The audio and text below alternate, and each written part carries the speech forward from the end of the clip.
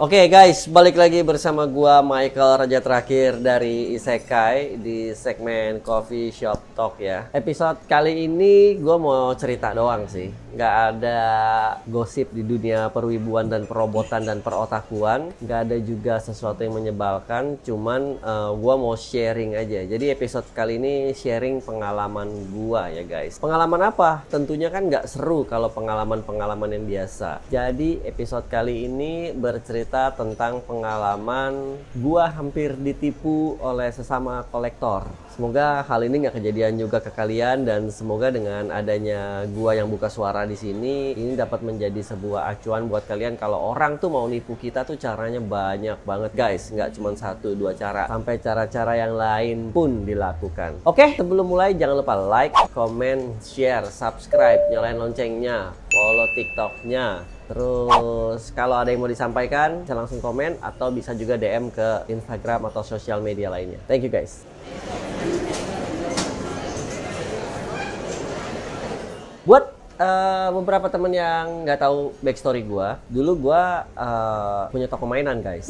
Dulu ya, sekarang udah nggak lagi. Saat gua masih ada di toko itu, ada loh orang-orang dengan ngejahatin gua atau toko gua itu. Caranya gimana? Ini pernah kejadian langsung sama gua, tapi gua nggak sebut nama. Gua juga nggak mau sebut kejadiannya kapan. Gua juga nggak mau sebut detail-detail lainnya yang bisa menjerumuskan ke nama seseorang. Intinya gini, gua sebagai distributor tentunya memiliki dealing-dealing khusus dengan merek asli di luar sana atau dengan pabrik di luar sana. Salah satu dealingnya adalah kalau ada kerusakan itu kita tinggal kumpulin barangnya, nanti pada saat ada expo atau barangnya udah banyak ya kita tinggal telepon, nanti dia kirimin replacement part, habis itu kita tinggal kirim barang rusaknya sebagai bukti. Jadi dia juga mungkin dikumpulkan sama pihak aslinya untuk dipelajari, oh kerusakannya apa atau apa untuk perbaikan di episode-episode atau di keluaran berikutnya. Ada loh pembeli dulu yang beli barang gitu ya, terus habis itu dia nggak periksa di tempat, salah kita juga gitu ya, nggak bilang periksa di tempat gitu ya. Terus habis itu di barangnya dibawa entah kemana, tapi masih pada hari yang sama ya. Habis itu dia balik lagi, dia bilang pistolnya rusak nih, ada stress marknya. Stress mark itu ya kayak barang plastik kalau lu giniin gitu, ada garisnya gitu,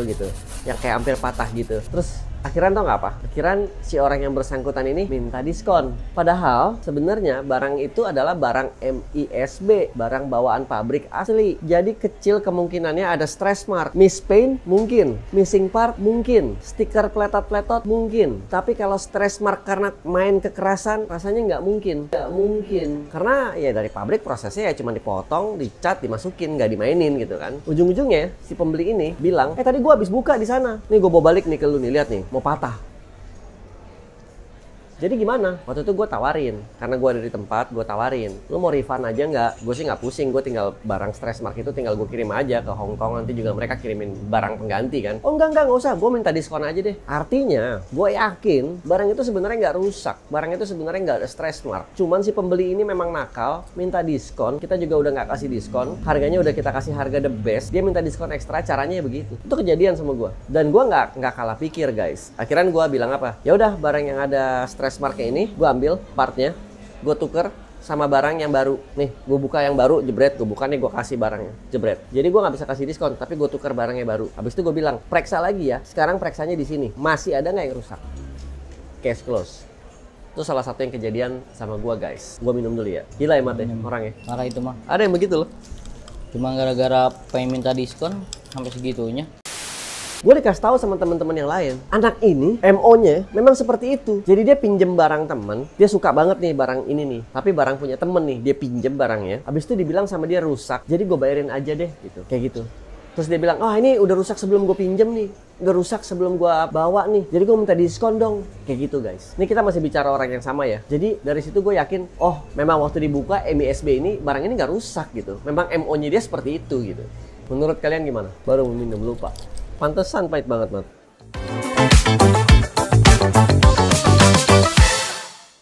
Yang kedua nih guys, ini juga kejadian juga ke gua guys. Waktu itu lagi keluar rilisan Optimus Prime dari Future Artstrom yang namanya serinya Ultimetal, yang Optimusnya gede banget segini, yang full besi, yang pakai remote, bisa ngomong, bisa goyang segala macam, dan bisa dibuka, skeletonnya bisa kelihatan tapi nggak bisa transform. Itu keluar guys. Tiba-tiba ada satu orang WA ke gua bilang gini, "Opa, gua mau ini dong, komplain nih, Optimus gua kagak jalan." Apanya nggak jalan? Motornya nih, remote-nya nggak jalan. Soalnya kalau gua pencet remote-nya kan harusnya mulutnya gerak kan. I am Optimus Prime. I am Optimus Prime. I am Optimus Prime. Tapi ini mulutnya nggak gerak. Gua masih berasumsi karena gua waktu itu sebagai distributor buat wilayah Indonesia, jadi gua berpikir kalau memang barang itu adalah barang gua. Gua masih berpikir orang ini memang beli di jalur gua, walaupun tidak langsung dengan gua. Jadi semua yang jualan di Jakarta itu ya most likely ya dari gua. Gua bilang gini, "Oke, gua cuma minta bukti belinya aja deh, bukti PO, chat WA." Terus dia bilang, "Wah, gua nggak ada chat WA-nya. Udah lama, udah hilang chat WA-nya." "Oh, ya udah nggak apa-apa. Kalau gitu di backup aja WA-nya. Ada nggak backup WA-nya?" "Wah, nggak ada, Opa. Gue udah restart komputer, udah perbaikin komputer." Gue berpikir, lu kalau perbaikin komputer kan chatting WA itu kan ngeri-track datanya kan dari cloud ya, dari server ya, bukan dari local komputer gitu kan. Jadi lu mau ganti 1000 komputer pun WA lu tetap ada. Tapi gue juga nggak mau nyalain orang gitu. Maksudnya, ya udah kalau kayak gitu nggak apa-apa. Lu coba ini deh bukti transfernya kasih gua yang menyatakan lu memang beli itu ke gua, yang lu transfer ke rekening kantor gua. Bukti transfernya kasih gua dong. Wah, nggak ada, dengan alasan yang sama. Ya udah kalau gitu nggak apa-apa, gini aja, bukti transfernya itu lu cek di M-Banking lu. M-Banking kan bisa sampai berapa bulan tuh. Kalau dari web malahan bisa lebih lama tuh, ya kan? Wah, udah nggak ada. Nah, terus ada kalimat gini guys, "Kok lu ngerepotin gua sih, Opa? Kok lu ngerepotin gua sih, Opa? Kok lu ngerepotin gua sih, Opa?"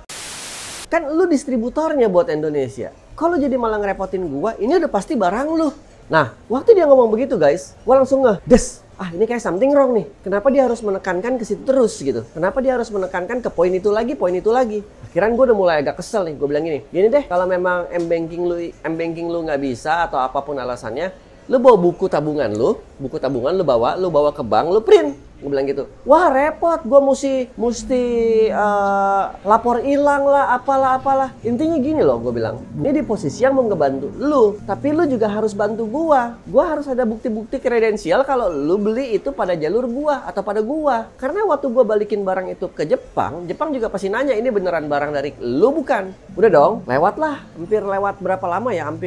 Mungkin hampir setahun kali ya, atau 6 bulan atau setahun lah. Gue lupa pastinya lah ya. Dia nggak bisa membuktikan WA, dia nggak bisa membuktikan bank transfer, dia nggak bisa membuktikan bukti-bukti PO lainnya. Ya udah, dia ngambang, gue juga ngambang gitu kan. Pas hampir setahun atau 6 bulan, gue main ke salah satu toko mainan yang cukup besar lah di Indonesia. Gue kenal sama semua pegawainya, tapi khususnya ada satu pegawainya itu yang dekat sekali sama gue. Nah, setelah sekian lama itu akhirnya gue mampirlah ke toko temen. Nah, salah satu pegawainya yang sangat dekat sama gue itu tiba-tiba begitu gue datang, katakanlah namanya si A. "Woi A, apa kabar lo?" gitu kan. Tiba-tiba dia langsung ngedumel aja gitu. "Ini nih, gue lagi kesel nih sama si kucing nih." "Ah, kenapa si kucing gitu?" "Iya, dia beli barang sama gue gitu. Beli barangnya udah lama, 6 bulan atau setahun lalu. Terus dia suruh gue benerin. Pada saat gue periksa remote-nya udah dibongkar-bongkar sama dia. Jadi dia udah coba benerin sendiri, cuman nggak bener. Habis itu dibawa balik ke gue, disuruh benerin gue. Barangnya apa? Oh, barangnya Optimus Ultimetal." This is Optimus Prime. Do you read me? The Decepticons must be stopped. "Oh, si kucing beli Optimus Ultimetal di elu?" "Iya, dia beli di sini." Nah, waktu dia bilang rusak, gue bilang bawa aja. Tapi dia nggak bawa-bawa. Terus dia coba-coba benerin sendiri.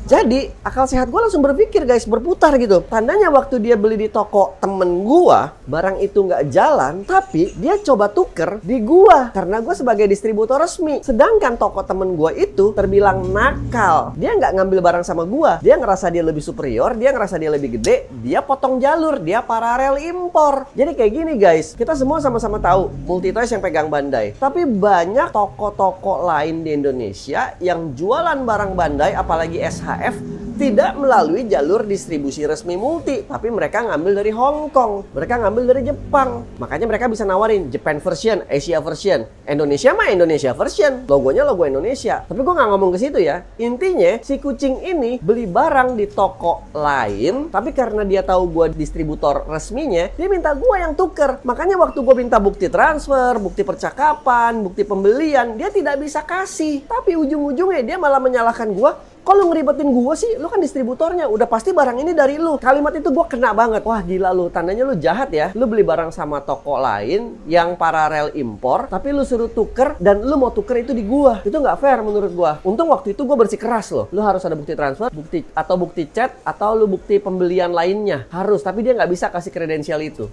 Ngaco sih menurut gua sih. Jadi ini sedikit-sedikit cerita gua aja guys ya. Kalau di dunia mainan tuh sepak terjang mafia seperti ini ya banyak dan kalian harus berhati-hati sih. Ya kalau dari gue sih sebisa mungkin gue selalu simpen bukti-bukti transfer gue dan simpen kredensial lainnya yang bisa membantu gue untuk memudahkan gue di kemudian hari guys. Semoga hal seperti ini tidak terjadi ke kalian teman-teman kolektor atau ke kalian teman-teman yang punya toko ya guys ya. Semoga cukup kejadian di gue aja sih. Nah jadi itu adalah dua doang, baru dua. Sebenarnya ada banyak guys. Jadi kalau kalian masih pengen tahu lagi cerita-cerita kayak begini, pengalaman-pengalaman menarik gue, silahkan langsung komen aja. Jadi nanti kalau memang gua ketemu kliknya, gua akan ceritain lagi ke kalian. Dan kalau memang waktunya ada, gua ceritain juga ke kalian secara detail. Sekali lagi, Michael, Raja Terakhir dari Sekai. Hari ini cuman berbagi cerita dan pengalaman doang. Jangan lupa ya guys, di like, comment, share, subscribe, nyalain loncengnya. Terus follow TikToknya. Thank you ya guys. Peace out.